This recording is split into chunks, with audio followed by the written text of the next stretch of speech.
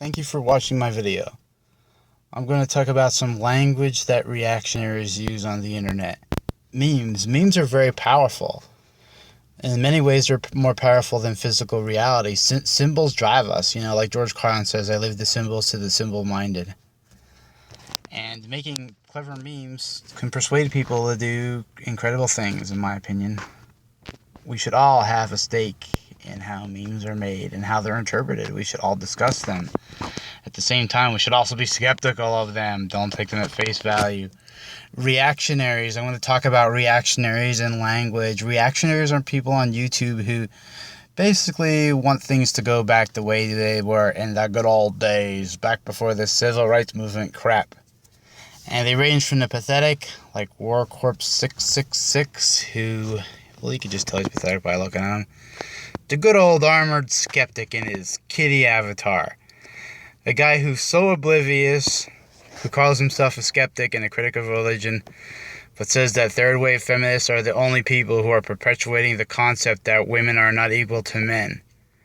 That is hilarious. Dude, you're supposed to be a critic of things like Islam and Christianity. In Adam and Eve in the Bible, that says men and women aren't equal.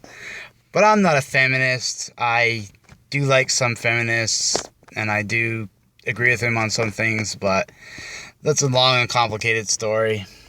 I won't get into it. Now, these reactionaries are full of crap. They're like this guy. They say they're tired of big government and political correctness.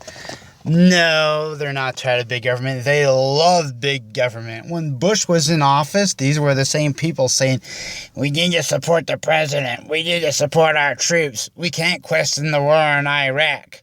These are the people who, when you say, hey, I think we should shut down these prisons, we should have less cops in the street. They're like, no, we should have more cops. We should have more prisons. We should have more wars.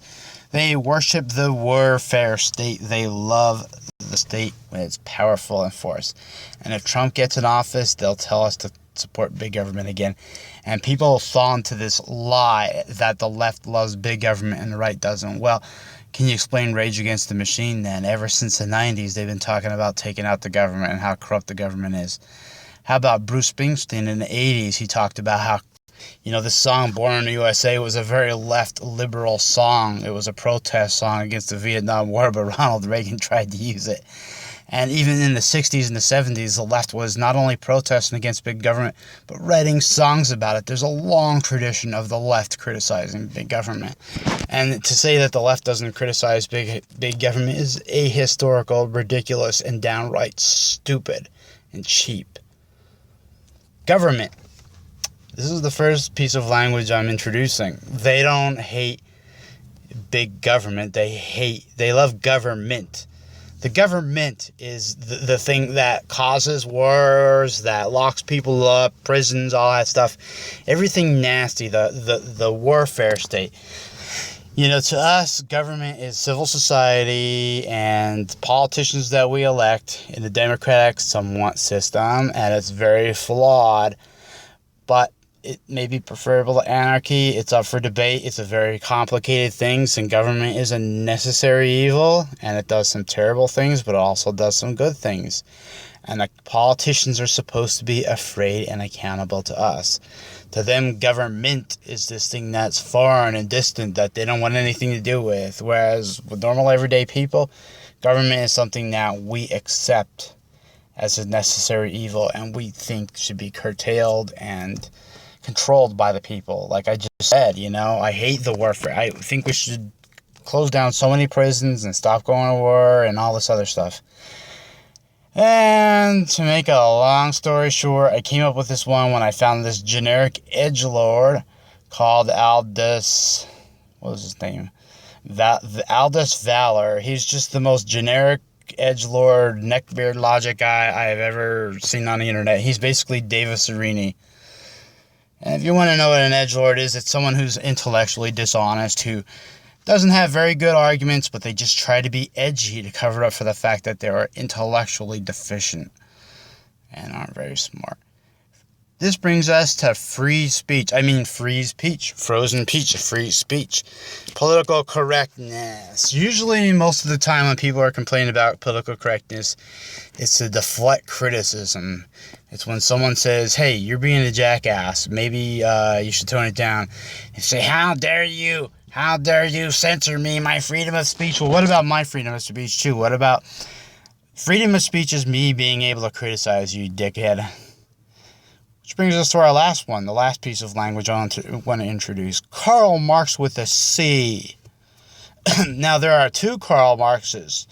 There's Karl Marx with a K, Karl-Marx, and Karl Marx with a C, Carlmarx. This is a letter to my local paper by one Martin D. Lilly Jr. Well, I listened to Hillary Clinton's speech, and if I closed my eyes, I could have believed it was Karl Marx giving it. How do you know what Karl Marx sounds like?